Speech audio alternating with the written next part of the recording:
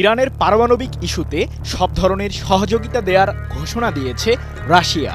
সম্প্রতি মস্কোর সাথে সম্পর্কে নতুন মাত্রা যোগ হয়েছে তেহরানের। তবে বিষয়টিকে ভালো দৃষ্টিতে নেয়নি যুক্তরাষ্ট্রসহ পশ্চিমারা। মধ্যপ্রাচ্যে রুশ ইরান বলয় ঠেকাতে মরিয়া ইসরায়েলের প্রধানমন্ত্রী বেনিয়ামিন নেতানিয়াহু সহ নতুন মার্কিন প্রশাসন। গত মাসে রুশ প্রেসিডেন্ট ভ্লাদিমির পুতিনের আমন্ত্রণে মস্কো সফরে যান ইরানের প্রেসিডেন্ট মাসুদ পেজেশকিয়ান।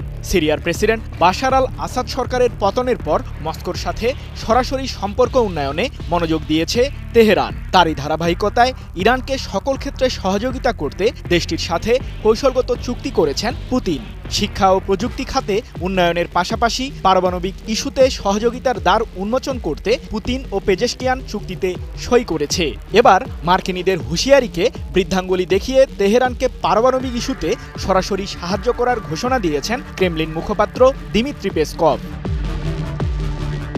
18 ফেব্রুয়ারি রুশ রাষ্ট্রীয় সংবাদ মাধ্যম তাস দিমিত্রি পেসকভের বরাতে জানিয়েছে, মস্কো ইরানের সাথে সুসম্পর্ক বজায় রাখতে চায়। তেহরানের পারমাণবিক কর্মসূচি সহ প্রধান সমস্যাগুলো সমাধানে রাশিয়া ব্যাপকভাবে সাহায্য করবে। এখন এমনই ফুরফুরে মনে থাকবে সবাই। বসুন্ধরা টয়লেট্রিজ, ফুরফুরে মন সারাক্ষণ। এদিকে রাশিয়া ও ইউক্রেনের মধ্যকার যুদ্ধের ময়দানে শান্তি ফেরাতে সৌদি আরবের রাজধানী রিয়াদে জড়ো হয়েছে রুশ ও মার্কিন প্রতিনিধি দল।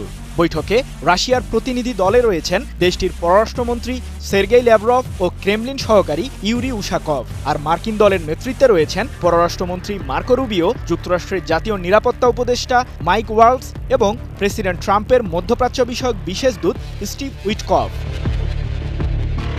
দুই দেশের প্রতিনিধি দল মূলত মার্কিন ও রুশ সরকারের মাঝে দ্বিপাক্ষিক সম্পর্ক উন্নয়নের পাশাপাশি প্রেসিডেন্ট ট্রাম্প ও পুতিনের মাঝে সরাসরি বৈঠকের দিনক্ষণ ঠিক করার বিষয়েও আলোচনা করবেন। তবে পারমাণবিক ইস্যুতে তেহরানকে মস্কোর সাহায্য করার ঘোষণায় রিয়াদে অনুষ্ঠিত রুশ ইউক্রেন যুদ্ধবিরতির আলোচনায় কোনো ধরনের প্রভাব পড়বে না বলেও নিশ্চিত করেছেন দিমিত্রি পেসকভ। সৃজন মাহমুদ, নিউজ 24।